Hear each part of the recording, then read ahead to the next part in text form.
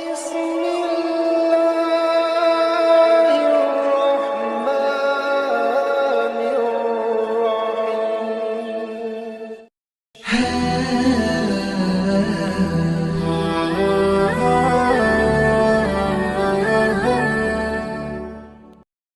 الله الرحمن الرحيم. Bismillahirrahmanirrahim. Assalamualaikum warahmatullahi wabarakatuh. Syukur Alhamdulillah kita bisa berjumpa kembali di channel Muhasabah Fiddin. Semoga dengan perjumpaan kita ini dicatat sebagai amal ibadah dan diberkahi oleh Allah Subhanahu wa Ta'ala. Salawat dan salam selalu dan tetap tercurahkan kepada junjungan alam Nabi kita, Nabi mulia, Nabi besar Muhammad sallallahu alaihi wasallam. Allahumma salli ala Sayyidina Muhammad wa ala ali Sayyidina Muhammad.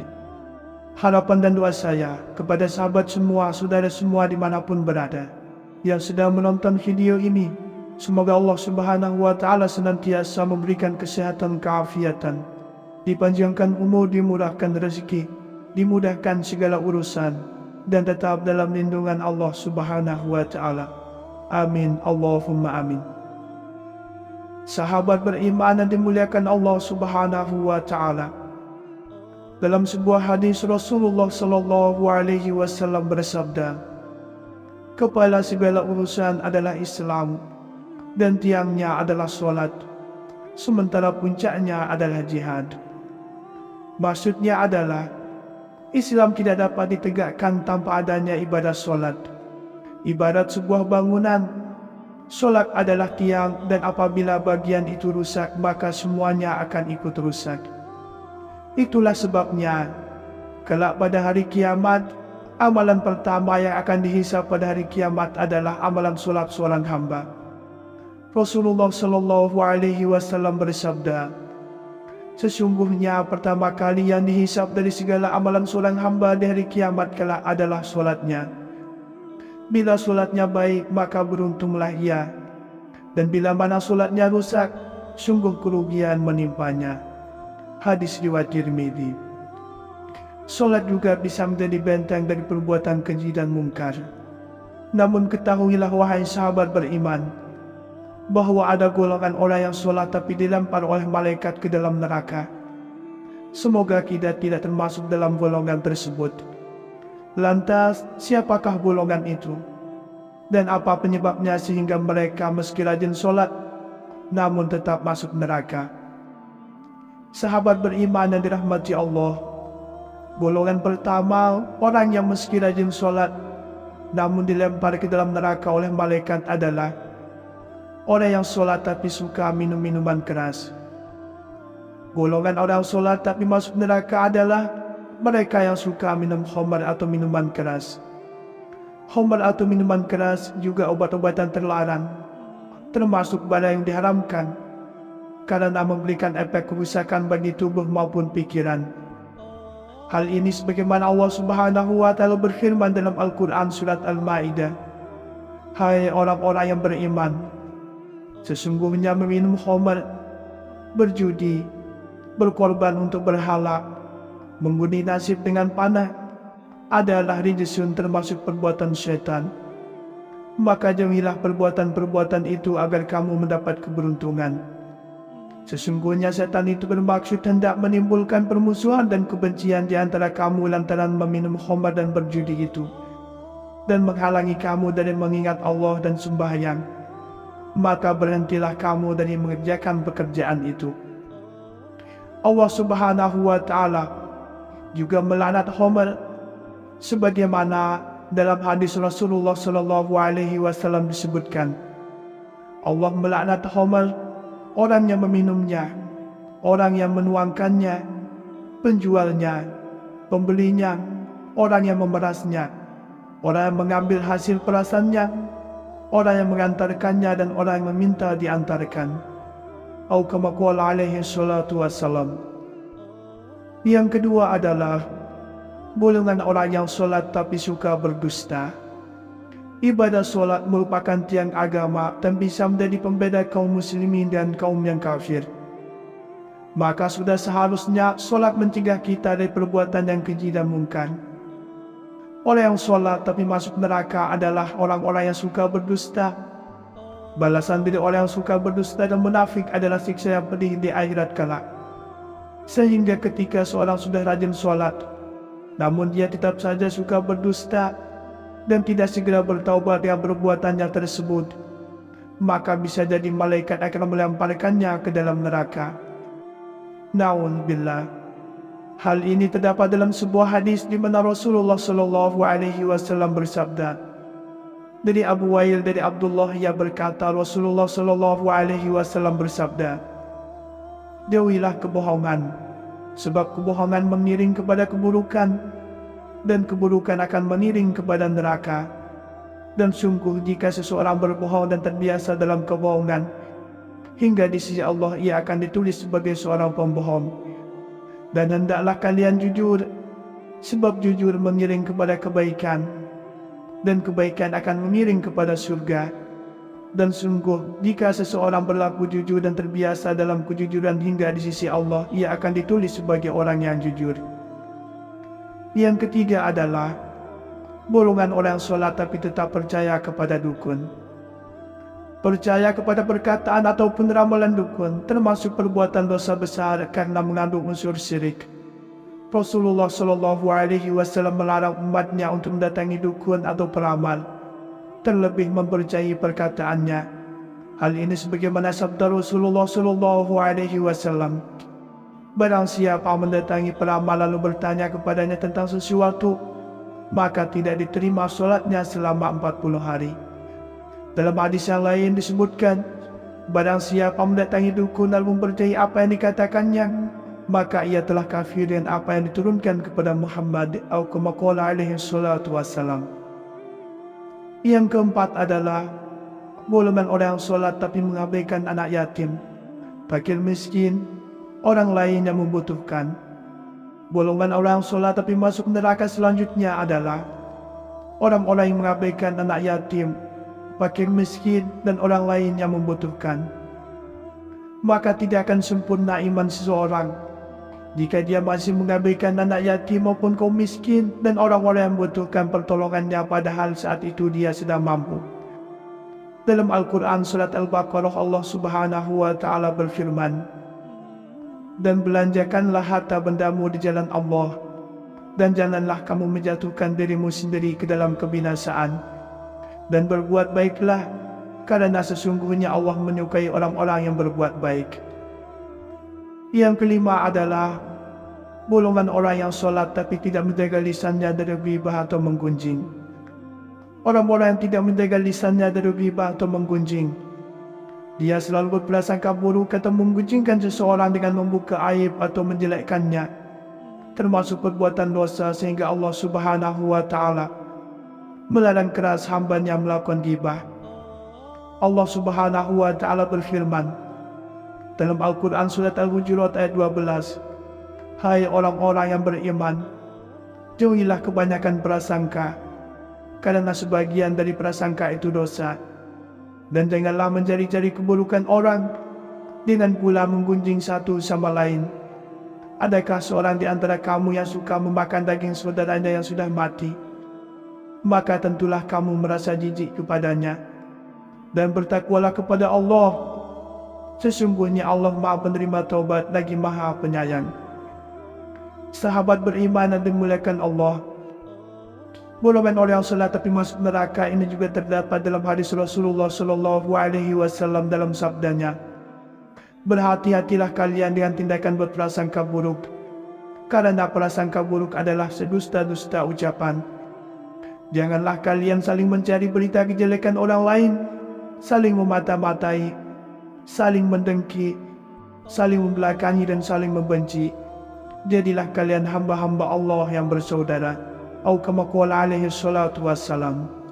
Sebagai renungan kita bersama, bahwa dalam Al-Quran surat Al-Ankabut ayat 45, Allah Subhanahu wa Ta'ala berfirman, bacalah apa yang telah diwahyukan Allah kepadamu, yaitu Alkitab Al-Quran, dan dirikanlah solat. Sesungguhnya solat itu mencegah dari perbuatan-perbuatan keji dan mungkar. Dan sesungguhnya mengingat Allah, solat adalah lebih besar keutamaannya dari ibadah-ibadah yang lain. Dan Allah mengetahui apa yang kamu kerjakan. Maka dari ayat ini, timbul sebuah pertanyaan. Apakah sholat dapat mencegah kita untuk melakukan perbuatan dosa? Sedangkan banyak dari kita sudah melakukan sholat 5 waktu, namun tetap saja masih seringkali melakukan sebuah kemaksiatan. Ibadah sholat memang dapat mencegah kita untuk melakukan suatu kemaksiatan, baik saat kita sedang melakukan sholat maupun saat di luar sholat. Imam Alusi dalam tafsirnya menjelaskan bahwa ibadah sholat dapat mencegah kita untuk melakukan kemaksiatan sesuai kadar kesempurnaan sholat yang kita lakukan, yaitu mulai dari khusyuk, melakukan semua kewajiban dan kesunahan dalam sholat, kemudian membaca ayat-ayat Al-Quran disertai merenungkan maknanya. Maka ketika kita sudah rajin melakukan sholat 5 waktu, namun masih melakukan maksiat, bagi kita hendaknya melakukan introspeksi diri. Mungkin kita masih lalai dalam melakukan sholat, kita kurang sempurna dalam melaksanakan setiap kewajiban dan kesunahannya. Karena sholat yang dilakukan dengan sepenuh hati, penuh hikmat dan khusyuk, melakukan semua kesunahan dan kewajibannya, dengan disertai perenungan makna atas semua bacaan-bacaan yang terkandung di dalamnya, pasti akan memberikan pengaruh kepada kita untuk menahan diri melakukan suatu perbuatan dosa dan maksiat kepada Allah Subhanahu wa Ta'ala. Rasulullah Shallallahu Alaihi Wasallam bersabda, sesungguhnya pertama kali yang dihisab dari segala amalan seorang hamba di hari kiamat kelak adalah solatnya. Bila solatnya baik, maka beruntunglah ia, dan bila mana solatnya rusak, sungguh kerugian menimpanya. Hadis riwayat Tirmidzi. Solat juga bisa menjadi benteng dari perbuatan keji dan mungkar. Namun ketahuilah wahai sahabat beriman, bahwa ada golongan orang yang solat tapi dilempar oleh malaikat ke dalam neraka. Semoga kita tidak termasuk dalam golongan tersebut. Lantas, siapakah golongan itu? Dan apa penyebabnya sehingga mereka meski rajin solat, namun tetap masuk neraka? Sahabat beriman yang dirahmati Allah, golongan pertama, orang yang meski rajin sholat, namun dilempar ke dalam neraka oleh malaikat adalah orang yang sholat tapi suka minum minuman keras. Golongan orang sholat tapi masuk neraka adalah mereka yang suka minum khamar atau minuman keras. Khamar atau minuman keras juga obat-obatan terlarang, termasuk barang yang diharamkan, karena memberikan efek kerusakan bagi tubuh maupun pikiran. Hal ini sebagaimana Allah Subhanahu wa Ta'ala berfirman dalam Al-Quran surat Al-Ma'idah, hai orang-orang yang beriman, sesungguhnya meminum khamar, berjudi, berkorban untuk berhala, mengundi nasib dengan panah, adalah rijsun termasuk perbuatan syaitan. Maka jauhilah perbuatan-perbuatan itu agar kamu mendapat keberuntungan. Sesungguhnya setan itu bermaksud hendak menimbulkan permusuhan dan kebencian di antara kamu lantaran meminum khamar dan berjudi itu, dan menghalangi kamu dari mengingat Allah dan sembahyang. Maka berhentilah kamu dari mengerjakan pekerjaan itu. Allah Subhanahu wa Ta'ala juga melaknat khamar, sebagaimana dalam hadis Rasulullah Shallallahu Alaihi Wasallam disebutkan, Allah melaknat khamar, orang yang meminumnya, orang yang menuangkannya, penjualnya, pembelinya, orang yang memerasnya, orang yang mengambil hasil perasannya, orang yang mengantarkannya, dan orang yang meminta diantarkan. Atau kama qala alaihi salatu wassalam. Yang kedua adalah golongan orang yang sholat tapi suka berdusta. Ibadah sholat merupakan tiang agama dan bisa menjadi pembeda kaum muslimin dan kaum yang kafir. Maka sudah seharusnya sholat mencegah kita dari perbuatan yang keji dan mungkar. Orang yang sholat tapi masuk neraka adalah orang-orang yang suka berdusta. Balasan dari orang yang suka berdusta dan munafik adalah siksa yang pedih di akhirat kelak. Sehingga ketika seorang sudah rajin sholat, namun dia tetap saja suka berdusta dan tidak segera bertaubat dari perbuatannya tersebut, maka bisa jadi malaikat akan melemparkannya ke dalam neraka. Na'udzubillah. Hal ini terdapat dalam sebuah hadis di mana Rasulullah Shallallahu Alaihi Wasallam bersabda, Dari Abu Wail dari Abdullah ia berkata, Rasulullah Shallallahu Alaihi Wasallam bersabda, jauhilah kebohongan, sebab kebohongan mengiring kepada keburukan, dan keburukan akan mengiring kepada neraka. Dan sungguh jika seseorang berbohong dan terbiasa dalam kebohongan, hingga di sisi Allah ia akan ditulis sebagai seorang pembohong. Dan hendaklah kalian jujur, sebab jujur mengiring kepada kebaikan, dan kebaikan akan mengiring kepada surga. Dan sungguh jika seseorang berlaku jujur dan terbiasa dalam kejujuran hingga di sisi Allah, ia akan ditulis sebagai orang yang jujur. Yang ketiga adalah golongan orang sholat tapi tetap percaya kepada dukun. Percaya kepada perkataan ataupun ramalan dukun termasuk perbuatan dosa besar karena mengandung unsur syirik. Rasulullah Shallallahu Alaihi Wasallam melarang umatnya untuk mendatangi dukun atau peramal, terlebih mempercayai perkataannya. Hal ini sebagaimana sabda Rasulullah Shallallahu Alaihi Wasallam, barang siapa mendatangi peramal lalu bertanya kepadanya tentang sesuatu, maka tidak diterima sholatnya selama 40 hari.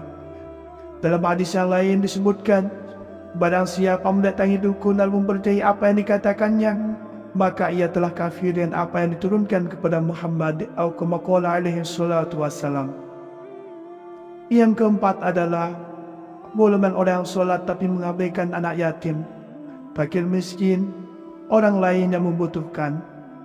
Golongan orang sholat tapi masuk neraka selanjutnya adalah orang-orang yang mengabaikan anak yatim, fakir miskin, dan orang lain yang membutuhkan. Maka tidak akan sempurna iman seseorang jika dia masih mengabaikan anak yatim maupun kaum miskin dan orang-orang yang membutuhkan pertolongannya padahal saat itu dia sedang mampu. Dalam Al-Quran surat Al-Baqarah Allah Subhanahu wa Ta'ala berfirman, dan belanjakanlah harta bendamu di jalan Allah, dan janganlah kamu menjatuhkan dirimu sendiri ke dalam kebinasaan, dan berbuat baiklah, karena sesungguhnya Allah menyukai orang-orang yang berbuat baik. Yang kelima adalah golongan orang yang sholat tapi tidak menjaga lisannya dari ghibah atau menggunjing. Orang-orang yang tidak menjaga lisannya dari ghibah atau menggunjing, dia selalu berprasangka buruk atau menggunjingkan seseorang dengan membuka aib atau menjelekkannya, termasuk perbuatan dosa, sehingga Allah Subhanahu wa Ta'ala melarang keras hambanya melakukan ghibah. Allah Subhanahu wa Ta'ala berfirman dalam Al-Quran surat Al-Hujurat ayat 12, hai orang-orang yang beriman, jauhilah kebanyakan prasangka, karena sebagian dari prasangka itu dosa. Dan janganlah mencari-cari keburukan orang dengan pula menggunjing satu sama lain. Adakah seorang di antara kamu yang suka memakan daging saudaranya yang sudah mati? Maka tentulah kamu merasa jijik kepadanya. Dan bertakwalah kepada Allah. Sesungguhnya Allah Maha Penerima Taubat lagi Maha Penyayang. Sahabat beriman yang dimuliakan Allah, golongan orang yang salat tapi masuk neraka ini juga terdapat dalam hadis Rasulullah Shallallahu Alaihi Wasallam dalam sabdanya, berhati-hatilah kalian dengan tindakan berprasangka buruk, karena prasangka buruk adalah sedusta-dusta ucapan. Janganlah kalian saling mencari berita kejelekan orang lain, saling memata-matai, saling mendengki, saling membelakangi dan saling membenci. Jadilah kalian hamba-hamba Allah yang bersaudara. Atau kama qala alaihi salatu wassalam. Sebagai renungan kita bersama, bahwa dalam Al-Quran surat Al-Ankabut ayat 45, Allah Subhanahu wa Ta'ala berfirman, bacalah apa yang telah diwahyukan Allah kepadamu, yaitu Alkitab Al-Quran, dan dirikanlah solat. Sesungguhnya solat itu mencegah dari perbuatan-perbuatan keji dan mungkar. Dan sesungguhnya mengingat Allah, solat adalah lebih besar keutamaannya dari ibadah-ibadah yang lain. Dan Allah mengetahui apa yang kamu kerjakan. Maka dari ayat ini timbul sebuah pertanyaan, apakah sholat dapat mencegah kita untuk melakukan perbuatan dosa? Sedangkan banyak dari kita sudah melakukan sholat 5 waktu, namun tetap saja masih seringkali melakukan sebuah kemaksiatan. Ibadah sholat memang dapat mencegah kita untuk melakukan suatu kemaksiatan, baik saat kita sedang melakukan sholat maupun saat di luar sholat. Imam Alusi dalam tafsirnya menjelaskan bahwa ibadah sholat dapat mencegah kita untuk melakukan kemaksiatan sesuai kadar kesempurnaan sholat yang kita lakukan, yaitu mulai dari khusyuk, melakukan semua kewajiban dan kesunahan dalam sholat, kemudian membaca ayat-ayat Al-Quran disertai merenungkan maknanya. Maka ketika kita sudah rajin melakukan sholat 5 waktu, namun masih melakukan maksiat, bagi kita hendaknya melakukan introspeksi diri. Mungkin kita masih lalai dalam melakukan sholat, kita kurang sempurna dalam melaksanakan setiap kewajiban dan kesunahannya. Karena sholat yang dilakukan dengan sepenuh hati, penuh hikmat dan khusyuk, melakukan semua kesunahan dan kewajibannya, dengan disertai perenungan makna atas semua bacaan-bacaan yang terkandung di dalamnya, pasti akan memberikan pengaruh kepada kita untuk menahan diri melakukan suatu perbuatan dosa dan maksiat kepada Allah Subhanahu wa Ta'ala. Sahabat beriman yang dimuliakan Allah Subhanahu wa Ta'ala, itulah 5 golongan orang yang meski rajin sholat, namun tetap dilemparkan ke dalam nerakanya Allah Subhanahu wa Ta'ala apabila tidak bertaubat kepada Allah. Semoga kita terhindar dan tidak termasuk dalam golongan ini. Amin, Allahumma amin. Demikianlah yang bisa saya bagikan pada kesempatan video kali ini. Semoga ada arti dan manfaatnya untuk kita semua. Semoga Allah Subhanahu wa Ta'ala senantiasa merahmati, meridhoi dan mengampuni dosa-dosa kita. Wallahu a'lam. Wassalamualaikum warahmatullahi wabarakatuh.